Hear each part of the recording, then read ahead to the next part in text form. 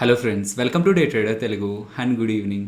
రానున్న రోజుల్లో మార్కెట్ని ఇంపాక్ట్ చేయబోయే ఇంపార్టెంట్ ఈవెంట్స్ ఏంటి అండ్ దాంట్లో స్పెషల్లీ మొరటోరియం రిలేటెడ్గా కేంద్ర ప్రభుత్వం దగ్గర నుంచి కొన్ని గైడ్లైన్స్ బయటకు వచ్చాయి కాబట్టి దాని రిలేటెడ్గా బ్యాంకింగ్ స్టాక్స్ మీద ఎలాంటి ఇంపాక్ట్ ఉండబోతుంది. అండ్ రీసెంట్ టైమ్స్లో మీరు గమనిస్తే last 5 days and last week అంతా కూడా మార్కెట్లో చాలా వోలటాలిటీ ఉంది. సడన్గా మార్కెట్ ఫాలో అవుతుంది అండ్ అగైన్ సడన్గా మార్కెట్లో రికవరీ కనిపిస్తూ ఉంటుంది.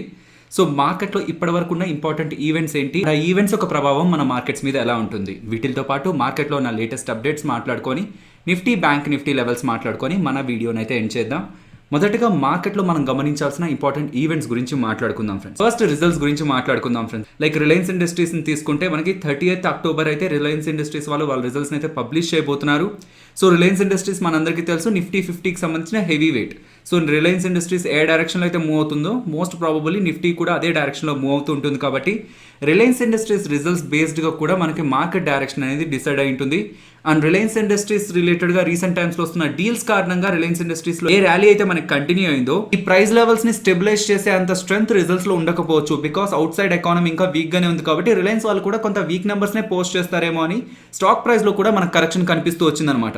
సో ప్రీవియస్గా కూడా మనం మాట్లాడుకున్నాం, ఏదైనా ఒక కంపెనీ రిజల్ట్స్ పోస్ట్ చేయకముందే ఆ కంపెనీలో మనకి సెల్లింగ్ కనిపిస్తూ ఉందనుకోండి, రిజల్ట్స్ న్యూట్రల్ టు లిటిల్ పాజిటివ్గా ఉన్నా సరే స్టాక్ ప్రైస్లో మనకి ర్యాలీ కనిపిస్తూ ఉంటుంది.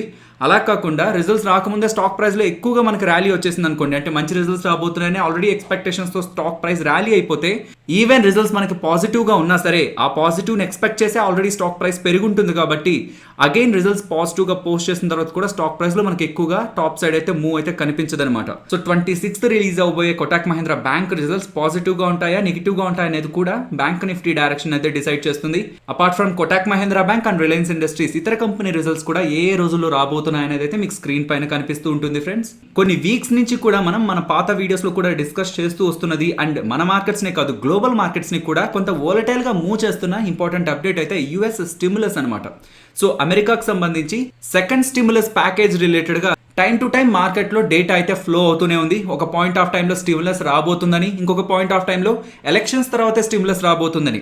అంటే స్టిమ్యులస్ త్వరగానే వస్తుందన్నప్పుడల్లా మార్కెట్ పాజిటివ్గా రియాక్ట్ అవుతుంది, లేదు యుఎస్ ఎలక్షన్స్ తర్వాతే అనౌన్స్మెంట్ ఉంటుంది అన్నప్పుడు మళ్ళీ మార్కెట్లో కరెక్షన్ కనిపిస్తుంది. ఎందుకని అమెరికా నుంచి రాబోతున్న ఈ స్టిమ్యులస్ ఈ ప్యాకేజ్ రిలేటెడ్గా ఇంత ఎక్స్పెక్టేషన్స్ అండ్ మార్కెట్ కూడా ఎందుకు ఇంత వోలటైల్గా రియాక్ట్ అవుతూ ఉందంటే ఆ స్టిమ్యులస్ అనేది చిన్న స్టిమ్యులస్ ప్యాకేజ్ కాదు ఫ్రెండ్స్, ఆల్మోస్ట్ $1.6 trillion కంటే ఎక్కువగా ఉండే స్టిమ్యులస్ ప్యాకేజ్ అనమాట. అంత డబ్బుల్ని యూఎస్ గవర్నమెంట్ ఒకవేళ ఎకానమీలోకి ఇన్ఫ్యూజ్ చేసే ప్రయత్నం చేస్తే మోస్ట్లీ ఆ డబ్బుల్లో ఎక్కువ శాతం డబ్బులు ఈక్విటీ మార్కెట్స్లోకి అండ్ గోల్డ్ సిల్వర్ ఇలాంటి వాటిలోకి మూవ్ అవుతూ ఉంటుంది. కాబట్టి గోల్డ్ అలాగే సిల్వర్ ప్రైజెస్ మనకు పెరుగుతాయి, అలాగే ఈక్విటీ మార్కెట్స్కి సంబంధించి కూడా మనకు కొంత ర్యాలీ కనిపించడానికి ఎక్స్పెక్టేషన్స్ ఉన్నాయి. కాబట్టి యూఎస్ సెకండ్ స్టిమ్యులస్ ప్యాకేజ్ రిలేటెడ్గా వచ్చే ప్రతి ఒక్క అప్డేట్ కూడా మార్కెట్ చాలా సెన్సిటివ్గా రియాక్ట్ అవుతూ ఉంటుంది. కాబట్టి ఈ యూఎస్ సెకండ్ స్టిమ్యులస్ ప్యాకేజ్ రిలేటెడ్గా మోస్ట్ ఆఫ్ ద డేటా మన మార్కెట్ క్లోజ్ అయ్యాకే వస్తూ ఉంటుంది అనమాట.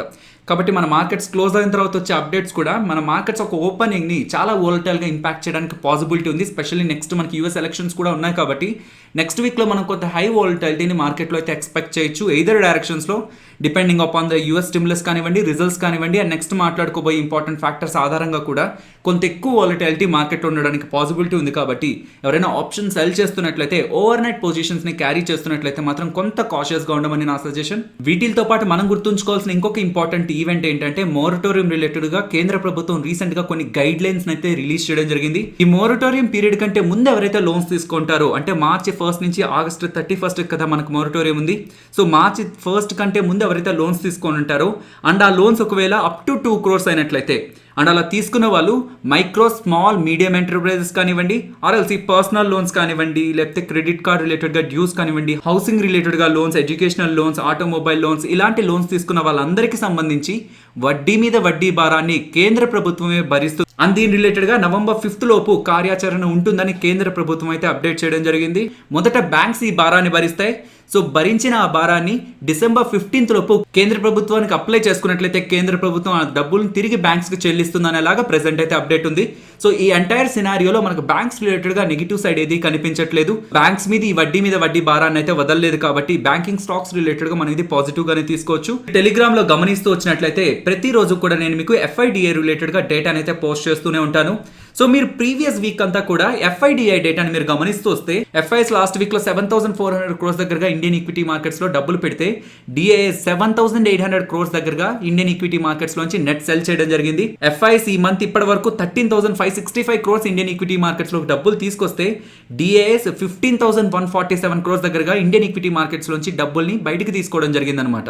ఈవెన్ మనకి ఎఫ్ఐఎస్ కంటే కూడా డిఐఎస్ కొంత ఎక్కువగా సెల్ చేస్తున్నా సరే ప్రీవియస్ డేటాను మనం కన్సిడరేషన్ లోకి తీసుకుంటే ఎఫ్ఐఎస్ ఏ డైరెక్షన్ లో ఉంటారో ఆ డైరెక్షన్ లోనే మార్కెట్స్ ఫ్లో అవడానికి పాసిబిలిటీ ఉంటుంది. కాబట్టి ఇప్పటి వరకు అయితే ఎఫ్ఐఎస్ పాజిటివ్ గానే ఉన్నారు అండ్ హోప్ నెక్స్ట్ డేస్ లో కూడా వాళ్ళు పాజిటివ్ గానే ఉంటున్నట్లయితే మార్కెట్ రిలేటెడ్ గా కూడా మనం కొంత పాజిటివ్ మూవ్నే ఎక్స్పెక్ట్ చేయొచ్చు. నెక్స్ట్ వేదాంత గురించి మాట్లాడుకోవాలి ఫ్రెండ్స్. వేదాంత వాళ్ళు డివిడెండ్ అయితే ప్రకటించడం జరిగింది. ఈచ్ షేర్ కి ₹9.50 అయితే వీళ్ళు డివిడెండ్ గా ప్రకటించడం జరిగింది అండ్ దాని రిలేటెడ్ గా వీళ్ళు రికార్డ్ డేట్ అయితే October 31st గా ఇవ్వడం జరిగింది ఫ్రెండ్స్. సో రికార్డ్ డేట్ అంటే ఆ పాయింట్ ఆఫ్ టైం కి వేదాంత షేర్స్ మీ డీమ్యాట్ అకౌంట్ లో ఉండాల్సి ఉంటుంది. సో ఇది వేదాంత. బట్ ఇతర కంపెనీస్ రిలేటెడ్ గా ఏ కంపెనీస్ ఎంతెంత డివిడెండ్ ఇవ్వబోతున్నాయి అండ్ దాని రిలేటెడ్ గా ఎక్స్ డేట్ ఏంటి. సో ఎక్స్ డేట్ అంటే ఏ డేట్ అయితే ఇక్కడ మీకు కనిపిస్తూ ఉంటుందో ఒకవేళ ఈ డివిడెండ్ మీకు రావాలంటే ఆ డేట్ కంటే ఒక రోజు ముందు, ఒక వర్కింగ్ డే ముందు మీరు షేర్స్ ని కొనాల్సి ఉంటుంది అనమాట. సో దట్ అది రికార్డ్ డేట్ టైం కి మీ డీమ్యాట్ అకౌంట్ లోకి వస్తాయి. సో ఎక్స్ డేట్ రోజు కొంటే కూడా మీకు డివిడెండ్ కానీ ఆర్ ఇతర కార్పొరేట్ యాక్షన్స్ కూడా ఎప్పుడు కూడా రావు ఫ్రెండ్స్. ఎక్స్ డేట్ కంటే ఒక డే ముందు మీరు ఆ బయింగ్ యాక్టివిటీ చేసి ఉండాల్సి ఉంటుంది. For example Hindustan zinc related గా చూస్తే వాళ్ళు డివిడెండ్ ₹21 దగ్గరగా ప్రకటించడం జరిగింది అనమాట. దాని రిలేటెడ్ గా వాళ్ళు ఎక్స్ డేట్ ని 27th October ఇవ్వడం జరిగింది. సో 27th October మనకి ఎక్స్ డేట్ అంటున్నారు కాబట్టి దానికంటే ఒక వర్కింగ్ డే అంటే 26th October మీరు ఆ షేర్స్ కొంటేనే హిందుస్థాన్ జింక్ వాళ్ళు ప్రకటించిన ₹21.30 డివిడెండ్ పర్ షేర్ అయితే కమింగ్ టైమ్స్ లో మీ బ్యాంక్ అకౌంట్ లోకి వచ్చి అయితే యాడ్ అవుతుంది. సో ఈ ఇమేజ్ అయితే మన టెలిగ్రామ్ లో ఉంటుంది. ఇన్ కేస్ మీరు టెలిగ్రామ్ లో లేనట్లయితే టెలిగ్రామ్ యాప్ డౌన్లోడ్ చేసుకొని డే ట్రేడర్ తెలుగు అని సెర్చ్ చేయండి. ఆల్మోస్ట్ 1,15,000 దగ్గరగా సబ్స్క్రైబర్స్ ఉంటారు. నెక్స్ట్ జాయిన్ అయిన తర్వాత ఇమేజ్ నేను మీకు 11:15 అరౌండ్ అయితే టెలిగ్రామ్ లో అప్లోడ్ చేయడం జరిగింది. ఆ పాయింట్ ఆఫ్ టైం కి వెళ్తే ఇమేజ్ అయితే మీకు అక్కడ కనిపిస్తూ ఉంటుంది. ఎన్టీపీసీ వాళ్ళు బైబ్యాక్ రిలేటెడ్ గా సెబీని అయితే అప్రోచ్ అవడం జరిగింది. ఆల్రెడీ ఎన్టీపీసీ రిలేటెడ్ గా ఒక ఇష్యూ పెండింగ్ లో ఉండడం కారణంగా ఈ బైబ్యాక్ అయితే సెబీ వాళ్ళు యాక్సెప్ట్ చేయలేదు. బట్ రీసెంట్ గా వచ్చిన అప్డేట్ ఏంటంటే ఎన్టీపీసీ బైబ్యాక్ రిలేటెడ్ గా సెబీ అయితే ఎగ్జంప్షన్ ఇచ్చింది. సో కమింగ్ టైమ్స్ లో ఎన్టీపీసీ వాళ్ళు బైబ్యాక్ చేసుకోవచ్చు అని సెబీ అయితే అనుమతి ఇచ్చిందనేలాగా ప్రెజెంట్ మనకు అప్డేట్ రావడం జరిగింది ఫ్రెండ్స్. మనందరికీ తెలుసు బైబ్యాక్ కరెంట్ మార్కెట్ ప్రైస్ కంటే కూడా కొంత ఎక్కువ ప్రైస్ లోనే ఉంటుంది. బికాస్ షేర్ హోల్డర్స్ ప్రెజెంట్ ఉన్న మార్కెట్ ప్రైస్ కంటే ఎక్కువ ప్రైస్ ఇస్తేనే కదా తమ దగ్గర ఉన్న షేర్స్ ని కంపెనీకి ఇచ్చే ప్రయత్నం చేస్తారు. కాబట్టి బైబ్యాక్ ఏ కంపెనీ అయితే అనౌన్స్ చేస్తూ ఉంటుందో మోస్ట్లీ ఆ కంపెనీకి సంబంధించిన స్టాక్ ప్రైస్ లో మనకు కొంత పాజిటివ్ యాక్టివిటీ కనిపిస్తూ ఉంటుంది అనమాట. నెక్స్ట్ టాటా మోటార్స్ గురించి మాట్లాడుకోవాలి. టాటా మోటార్స్ రిలేటెడ్ గా ఒక ఇంపార్టెంట్ కాంట్రాక్ట్ అయితే ఏపీ గవర్నమెంట్, ఆంధ్రప్రదేశ్ గవర్నమెంట్ కి సంబంధించిన స్టేట్ సివిల్ సప్లైస్ దగ్గర నుంచి రావడం జరిగింది అనమాట. ఇందులో భాగంగా ఏపీ స్టేట్ సివిల్ సప్లైస్ వాళ్ళు టాటా మోటార్స్ కి సంబంధించిన 6,413 టాటా ఏస్ మినీ ట్రక్స్ అయితే కొనుగోలు చేయబోతున్నారని అయితే అఫీషియల్ గా అప్డేట్ అయితే రావడం జరిగింది. కేవలం సేల్స్ మాత్రమే కాదు, సేల్స్ చేసిన తర్వాత కూడా వాటి సర్వీస్ రిలేటెడ్ గా కూడా కొంత ఎక్స్క్లూజివ్ పార్ట్నర్షిప్ అయితే ఏపీ గవర్నమెంట్ తో వీళ్ళు ఫామ్ చేయబోతున్నారని కూడా టాటా మోటార్స్ వాళ్ళైతే అప్డేట్ చేయడం జరిగింది. సో ఇది definitely Tata Motors commercial vehicle business కి అయితే కొంత వాల్యూని అయితే యాడ్ చేస్తుంది. ఎస్ బ్యాంక్ గురించి మాట్లాడుకోవాలి ఫ్రెండ్స్. ఎస్ బ్యాంక్ వాళ్ళ రిజల్ట్స్ అయితే పబ్లిష్ చేయడం జరిగింది. ప్రాఫిట్ వీళ్ళు 129 crores గా పోస్ట్ చేయడం జరిగింది. And last year same quarter లో వాళ్ళు పోస్ట్ చేసింది 600 crores లాస్ అనమాట. సో లాస్ట్ ఇయర్ తో కంపేర్ చేసినా ఇప్పుడు వాళ్ళు పోస్ట్ చేసిన ప్రాఫిట్స్ చాలా బెటర్ గా కనిపిస్తాయి. ఈవెన్ లాస్ట్ క్వార్టర్ లో పోస్ట్ చేసిన 45 crores కంటే కూడా ఇప్పుడు వాళ్ళు పోస్ట్ చేసిన 129 crores ప్రాఫిట్ అనేది మనకు కొంత బెటర్ గానే కనిపిస్తుంది. వీళ్ళు వడ్డీలకు ఇవ్వడం ద్వారా సంపాదించుకునే డబ్బులు ఎంత గ్రో అవుతూ వచ్చిందని చూస్తే లాస్ట్ క్వార్టర్ తో పోలిస్తే ఈ క్వార్టర్ లో 3.4% గ్రో అవడం జరిగింది అనమాట. అండ్ వీళ్ళ అసెట్ క్వాలిటీ, వీళ్ళ మొండి బకాయిల్ని మీరు గమనిస్తే లాస్ట్ క్వార్టర్ లో 17.3% గా ఉంది. అది ఇప్పుడు 16.9% గా వెళ్ళడం జరిగింది. అంటే వీళ్ళ అసెట్ క్వాలిటీలో కూడా మనకి ఇంప్రూవ్మెంట్ అయితే కనిపించింది. వీళ్ళ టోటల్ డిపాజిట్స్ ని మీరు గమనిస్తే 1.35 lakh crore గా ఉందన్నమాట. సో ప్రీవియస్ 2 quarters నుంచి కూడా మీరు గమనిస్తూ వస్తే ఎస్ బ్యాంక్ లో టోటల్ డిపాజిట్స్ అంటే డిపాజిట్ చేసే వాళ్ళ సంఖ్య అయితే కొంత ఇంప్రూవ్ అవుతూ వస్తుంది. ఎస్ బ్యాంక్ లో మనకి ఎప్పుడైతే ఒక క్రిటికల్ కండిషన్ మనకు కనిపించిందో, ఎవరైతే ఎస్ బ్యాంక్ లో డిపాజిట్ చేశారో వాళ్ళందరూ కూడా బయటకు డబ్బులు విత్డ్రాల్ చేసే ప్రయత్నం చేశారు. ఆ పాయింట్ ఆఫ్ టైంలో ఎస్ బ్యాంక్ కి సంబంధించిన డిపాజిట్స్ లో చాలా షార్ప్ గా ఫాల్ కనిపించడం జరిగిందనమాట. ఏ బ్యాంక్కైనా ట్రస్ట్ అనేది చాలా ఇంపార్టెంట్. ఆ ట్రస్ట్ అనేది మనం ఎలా మెజర్ చేస్తాం ఒక బ్యాంక్లో? ఆ బ్యాంక్లోకి వస్తున్న డిపాజిట్స్ ద్వారా. సో ఇప్పుడు కూడా వీళ్ళ డిపాజిట్స్, టోటల్ డిపాజిట్స్ అయితే 15.7% అయితే గ్రో అవడం జరిగింది. కాబట్టి స్టిల్ ఎస్ బ్యాంక్ రిలేటెడ్గా పీపుల్లో కొంత ట్రస్ట్ ఉందన్న విషయం అయితే మనం అర్థం చేసుకోవచ్చు. అండ్ నెక్స్ట్ వీళ్ళ కాసా అంటే current account, savings account deposits previous క్వార్టర్లో 25.8% ఉంటే ఈ క్వార్టర్లో అది 24.8%. అంటే టోటల్ డిపాజిట్స్ లో లాస్ట్ క్వార్టర్ తో పోలిస్తే ఈ క్వార్టర్ లో current account, savings account deposits ఎక్కువగా రాలేదన్నమాట. ఇది ఫ్రెండ్స్ ఎస్ బ్యాంక్ రిలేటెడ్ గా ఉన్న ఓవరాల్ నెంబర్స్ అయితే. అండ్ ఎస్ బ్యాంక్ రిలేటెడ్ గా వీళ్ళు ఎప్పుడు రిజల్ట్స్ పోస్ట్ చేస్తున్నా నేను గమనించే ఇంపార్టెంట్ థింగ్స్లో one of the important thing, major thing అయితే వీళ్ళ టోటల్ డిపాజిట్ గ్రోత్ అనమాట. బికాస్ ఒక బ్యాంక్ రిలేటెడ్గా మేజర్ రీస్ట్రక్చరింగ్ జరిగింది కాబట్టి ఎస్ బ్యాంక్లో ఎవరైతే డబ్బులు వేశారో మీరు ఇంతకు మించి తీయకూడదని రిస్ట్రిక్షన్స్ కూడా విధించారు కాబట్టి ఇలాంటి రిస్ట్రిక్షన్స్ తర్వాత కూడా ఎస్ బ్యాంక్లోకి డిపాజిట్స్ ఎలా వస్తున్నాయని అయితే నేను కొంత గమనిస్తూ వస్తున్నాను. అండ్ ప్రెసెంట్ కూడా ఎస్ బ్యాంక్ రిలేటెడ్గా మాకైతే ఎటువంటి పొజిషన్ కూడా లేదు. అండ్ ఎవరైతే ఆల్రెడీ ఎస్ బ్యాంక్లో ఇన్వెస్ట్ చేశారో వాళ్ళైతే డెఫినెట్లీ ఈ రిజల్ట్స్ ప్రకారం అయితే వాళ్ళు హోల్డ్ అయితే చేయొచ్చు. నెక్స్ట్ నిఫ్టీ అలాగే bank Nifty support and resistance మాట్లాడుకుందాం ఫ్రెండ్స్. నిఫ్టీ సపోర్ట్ 11,860 దగ్గర గమనిస్తున్నాను. రెసిస్టెన్స్ ఇమీడియట్గా 11,980. ఇఫ్ అది బ్రేక్ అయితే 12,020.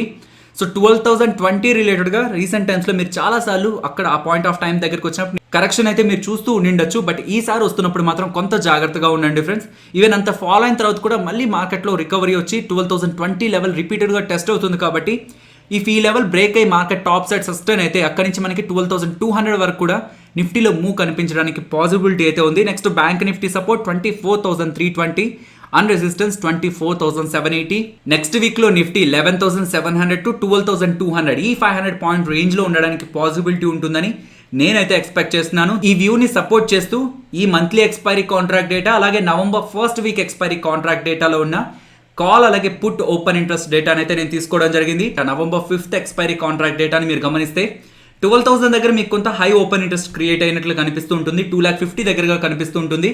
But at the same point మీకు పుట్ సైడ్ కూడా కొంత ఎక్కువగానే ఓపెన్ ఇంట్రెస్ట్ అయితే బిల్డ్ అవుతూ ఉంది ఫ్రెండ్స్. సో ఇంట్రాడేలో 36,000 దగ్గరగా 12,000 దగ్గర పుట్ రైడర్స్ కూడా రైట్ చేయడం స్టార్ట్ చేస్తున్నారు కాబట్టి 12,000 అనేది మనకు మేజర్ రెసిస్టెన్స్ గా గమనించడానికి లేదు. అండ్ ఆ లెవెల్ తర్వాత ఉన్న మేజర్ ఇంపార్టెంట్ డేటా అయితే మనకి 12,200 అనమాట. సో ప్రెసెంట్ ఉన్న లెవెల్స్ నుంచి నిఫ్టీ టాప్ సైడ్కి మూవ్ అయ్యే ప్రయత్నం చేసి 12,020 అబోవ్ సస్టైన్ అయినట్లయితే 12,200 మార్కెట్ మనం చూడడానికి అయితే పాసిబిలిటీ ఉంది.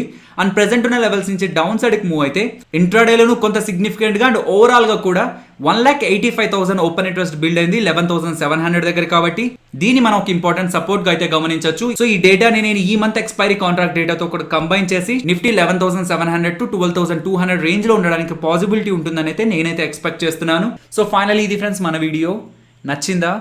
సో నచ్చితే వీడియోని లైక్ చేసే ప్రయత్నం చేయండి ఫ్రెండ్స్. అండ్ ఈ వీడియో మన వాళ్ళకి యూజ్ అవుతుంది అనుకుంటే తప్పకుండా షేర్ చేయండి. అండ్ మన ఛానల్ని సబ్స్క్రైబ్ చేయనట్లయితే ఛానల్లో ఉన్న వీడియోస్ని ఒకసారి గమనించండి ఫ్రెండ్స్. ఇఫ్ ఆ వీడియోస్ మీకు ఇంట్రెస్టింగ్ అనిపిస్తేనే ఛానల్ని సబ్స్క్రైబ్ చేసి పక్కనే ఉన్న బెల్ ఐకాన్ క్లిక్ చేయండి. మరొక ఇంట్రెస్టింగ్ వీడియోతో మళ్ళీ మీ ముందుకు వస్తాను. అంతవరకు టేక్ కేర్. జై హింద్.